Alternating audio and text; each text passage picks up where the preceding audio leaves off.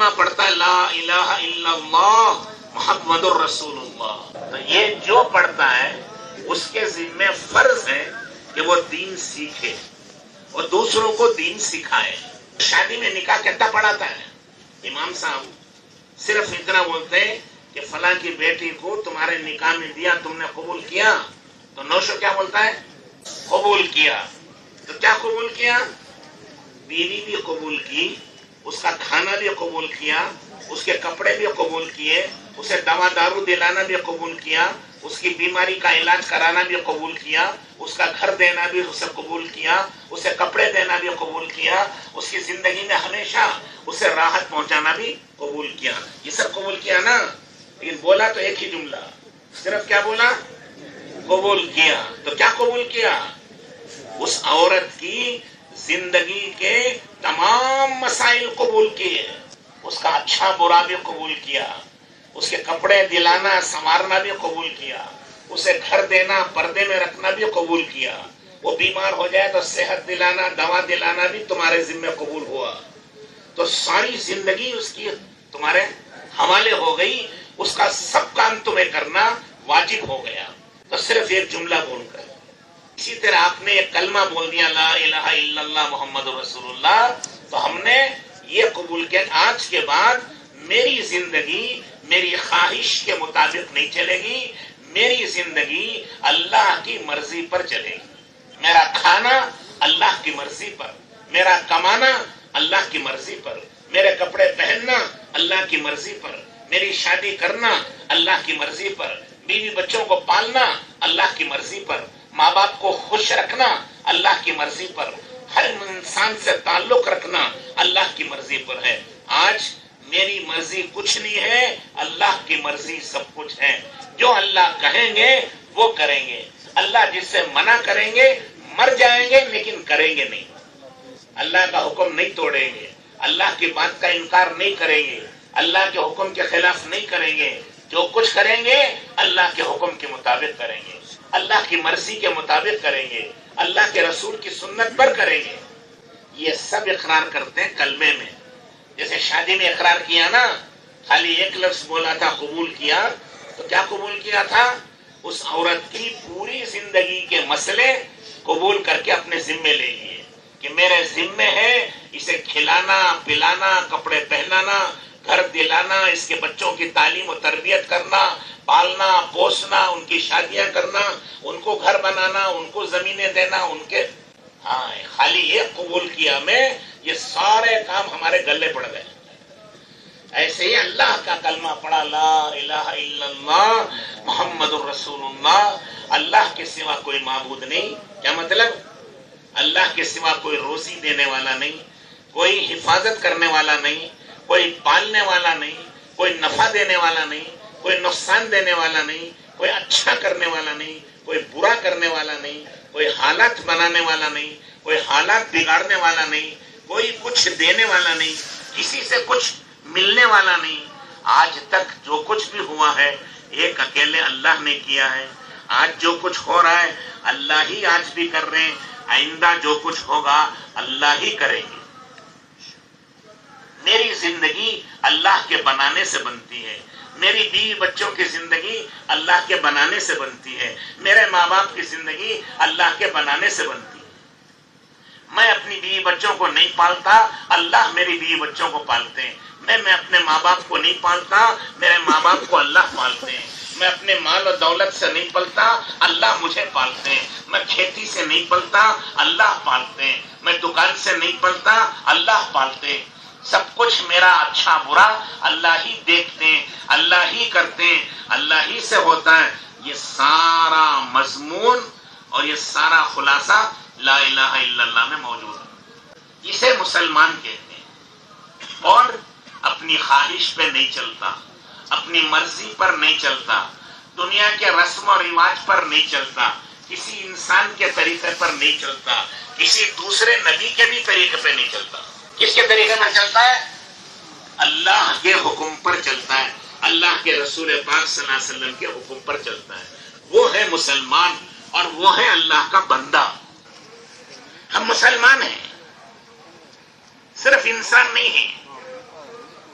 صرف انسان ہوتے تو پھر ٹھیک ہے، جیسے چاہے زندگی گزارو، وہ دوزخ میں جائیں گے تو آپ بھی دوزخ میں چلے جاؤ. مسلمان ہیں تو اسلام کی زندگی گزارنا. بچہ پیدا ہوتا تو سب سے پہلے کیا کرتے ہیں؟ اذان دیتے ہیں. وہ نماز کو جائے گا کیا؟ اس کا بڈھا باوا تو جاتا نہیں، اس کی آنکھیں بھی نہیں کھلے، آنکھیں باوا بھی نہیں کھلے، یہ جائے گا نماز کو؟ تو کئی کو اذان دے رہے ہیں. اذان جو ہے اسے ایمان سکھانے کے لیے ہے. یہ بتا رہے ہیں کہ بیٹے تمہارا پیدا کرنے والا اللہ ہے، وہ سب سے بڑا ہے. اللہ اکبر، وہ سب سے بڑا ہے. اشہد ان لا الہ الا اللہ، اس کے سوا کوئی پالنے والا نہیں ہے. اشہد ان محمد رسول اللہ، میری زندگی حضرت رسول اللہ صلی اللہ علیہ وسلم کی طریقے پر اور آپ کے سنت تو چلے گا. حی علی الصلاۃ، اے بیٹے نماز پڑھنا ہے، اللہ کا حکم پورا کرنا ہے، تمہیں پوری زندگی اللہ کے حکم کے مطابق گزارنا ہے. حی علی الفلاح، جب تم نے یہ احکامات پر عمل کرنا شروع کر دیا تو کامیابی، عزت، بلندی، خیر و برکت اللہ تمہارے قدموں میں ڈال دیں گے. دنیا میں بھی تم کامیاب ہوگے، دنیا میں بھی تمہیں عزت و شرافت ملے گی، آخرت کی بھی عزت و شرافت ملے گی. یہ ایمان سکھا رہے ہیں. کیا سکھا رہے ہیں؟ کسے؟ بچے کو بھی اللہ یہ چاہتے ہیں کہ میرے ہر پیدا ہونے والے چھوٹے بندے اور چھوٹی بندی کے دل میں سب سے پہلے اللہ کا نام جائے. کھانا بعد میں، پانی بعد میں، دودھ بعد میں، دوا بعد میں، دنیا کی باتیں بعد میں. پہلے دل کی جو سلیٹ خالی ہے، ابھی اس بچے نے کچھ سنا نہیں دنیا میں، سب سے پہلے دل میں یہ ڈالو کہ اللہ تم سب سے بڑا ہے اور اللہ ہی تمہاری زندگی بناتا ہے اور اللہ کے رسول کے طریقے پر تمہیں چلنا فرض ہے اور نماز پڑھنا اور اسی طرح اللہ کا ہر حکم پورا کرنا یہ تمہاری کامیابی کی نشانی ہے. پھر دنیا میں بھی تمہیں عزت ملے گی، راحت ملے گی، کامیابی ملے گی، آخرت میں بھی ملے گی، اللہ سب کچھ دیں گے. تو یہ کب پیدا ہوئے؟ جب ہی دل میں ڈال دیا. تو ایمان کب سے سیکھنا ہے؟ پیدائش سے لے کر سیکھنا ہے، موت تک سیکھتے ہی رہنا ہے. اسی لیے حضرت عمر رضی اللہ تعالیٰ عنہ کہتے تھے، حضرت عمر تو بہت بڑے صحابی ہیں، خود حضور نے فرمایا میرے بعد کوئی نبی ہوتے تو عمر ہوتے. وہ کہتے ہیں تعلمنا الایمان ثم تعلمنا القرآن، کہ ہم نے سب سے پہلے ایمان سیکھا ہے. ایمان پڑھنے سے نہیں آتا، مسلمانوں کے گھر پیدا ہونے سے نہیں آتا، وہ محنت کرنے سے آتا ہے. پھر اس کے بعد قرآن سیکھا تھا. سمجھ میں آ رہی نہیں آ رہی ہے؟ مسلمان کے گھر میں پیدا ہو جانے سے پکا مسلمان نہیں ہو جاتا، کچا ہوتا ہے. وہ ایک آدمی ڈاکٹر ہے، اس کا باوا ڈاکٹر، اس کی اماں ڈاکٹر، ادھر دادا ڈاکٹر، دادی ڈاکٹر، نانی ڈاکٹر، نانا ڈاکٹر، خاندان پورا ڈاکٹر کا. اور یہ بچہ پڑھا نہیں، اسکول نہیں گیا، کالج نہیں گیا، تو کیوں بھائی یہ ڈاکٹر کا بیٹا ڈاکٹر ہو جائے گا؟ بولو بھائی، ارے بولو نا. کیوں؟ خاندانی ڈاکٹر ہے نا وہ، تو اس کے ماں باپ، دادا دادی، پورا خاندان ڈاکٹر ہے. اس خاندان میں پیدا ہوا تو ڈاکٹر نہیں ہوتا؟ ارے نہیں ہوتا، بولتے نہیں ہوتا ہے. کیوں؟ محنت نہیں کیا، تعلیم حاصل نہیں کیا. انجینئر کا بیٹا اگر نہ پڑھے تو انجینئر بنے گا، لائر کا بیٹا اگر نہ پڑھے تو لائر بنے گا، ایڈوکیٹ. وہ چھوڑو جان دے بڑے بڑے کام. ٹیلر کا بیٹا ٹیلر بنتا ہے، اگر نہیں سیکھا وہ تو معمولی کام ہے نا ٹیلرنگ، ان پڑھ بھی کرتا نا ٹیلرنگ. تو اگر نہ سیکھے تو ٹیلر بن سکتا ہے؟ نہیں بنتا. کیوں؟ اس کا تو خاندانی ٹیلر ہے، باوا دادا پردادا سب. تو ٹیلر نہیں بنتا وہ بیٹا، اور اس کے گھر میں پیدا ہوا، وہیں پیدا ہوا، وہیں پلا بڑا، تو ٹیلر نہیں ہے. اور کارپینٹر کا بیٹا کارپینٹر بنتا بغیر سیکھے. ارے بولو. اور مسلمان کا بیٹا بغیر سیکھے مسلمان. دیکھا آپ نے، جیسے وہ سب فن ہیں سیکھنے سے آتے ہیں، ایسے ایمان بھی سیکھنے سے آتا ہے.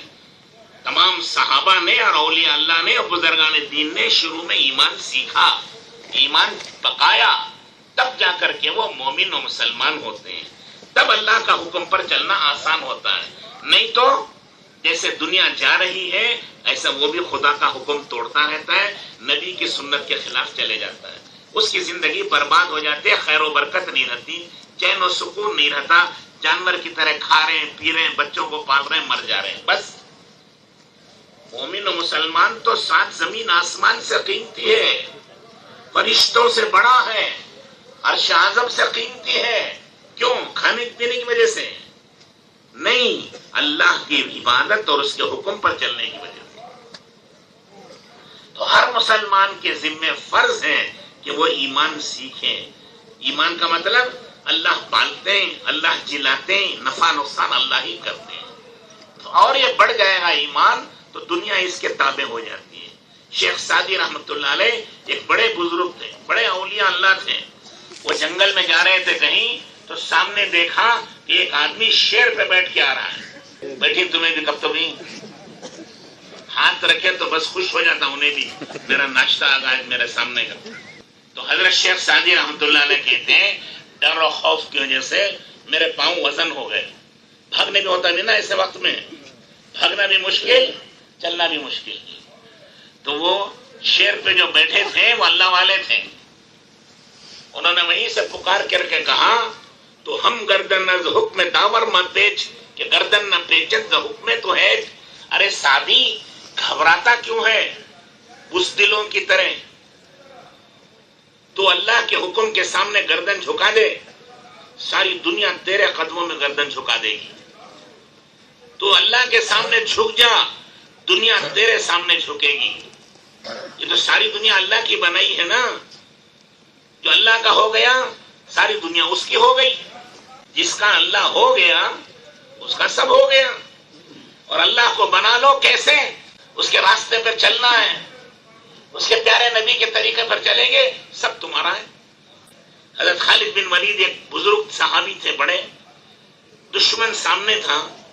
اس نے کہا کہ تم کہتے ہو اللہ ہی سب کچھ کرتا ہے, لو یہ زہر کی شیشی ہے, اسے پی لو. اگر پی کر تم زندہ رہے تو ہم سمجھیں گے کہ زہر کچھ نہیں کرتا, اللہ ہی سب کچھ کرتے ہیں. دونوں نے شیشی لی اور دعا پڑھ کے بسم اللہ پڑھ کے پوری شیشی پی گئے, اور اللہ کے فضل سے کچھ بھی نہیں ہوا. وہ پوری قوم اسلام میں داخل ہو گئی دیکھ کر. کہا کہ واقعی ان کا ایمان ایمان ہے, ان کا یقین یقین ہے. ایک بھائی بلال تھے, بلال نامی ایک جماعت کے ساتھی, وہ بڑے تلنے والے کے پاس گشت میں جاتے جاتے ایک آدمی بڑے تل رہا تھا. اس سے کہا بھائی اللہ روزی دینے والے پالنے والے, چلو مسجد میں دین کی بات سنو. تو بڑے تلنے والے نے کہا ارے اللہ ہی کرتے ہیں, تو ذرا ہاتھ اس کڑھائی میں ڈال کے دیکھو, تیل سے جلتا ہے کہ اللہ جلاتے ہیں, ہاتھ ڈالو اس میں دیکھیں گے, باتیں بہت کرتے ہو. تو وہ عالم نہیں تھے, وہ بلال بھائی چھوٹے سے آدمی تھے. انہوں نے کہا اللہ ہی کرتے ہیں, تیل میں بھی اللہ کرتے ہیں, بغیر بھی تیل میں کرتے ہیں. تو بڑے تلنے والے نے کہا ڈالو ہاتھ دیکھیں گے. تو انہوں نے بسم اللہ الرحمن الرحیم آستین چڑھائی, پورا ہاتھ تیل میں ڈال دیا. وہ تیل پک رہا ہے, بڑے تلتے نا پکتا ہے, تیل کھول رہا ہے, اور ہاتھ ڈال کے نکال لیا, ہاتھ صاف تھا, کچھ بھی نہیں ہوا. تم جیسا یقین کرو گے اللہ ویسا معاملہ تمہارے ساتھ کریں گے. تم ڈرو گے تو ڈر ہو جائے گا, ویسا ہی ہو جائے گا. اور اللہ کا یقین ہے کہ نہیں اللہ ہی کرتے ہیں, تو پھر اللہ ہی کرتے ہیں.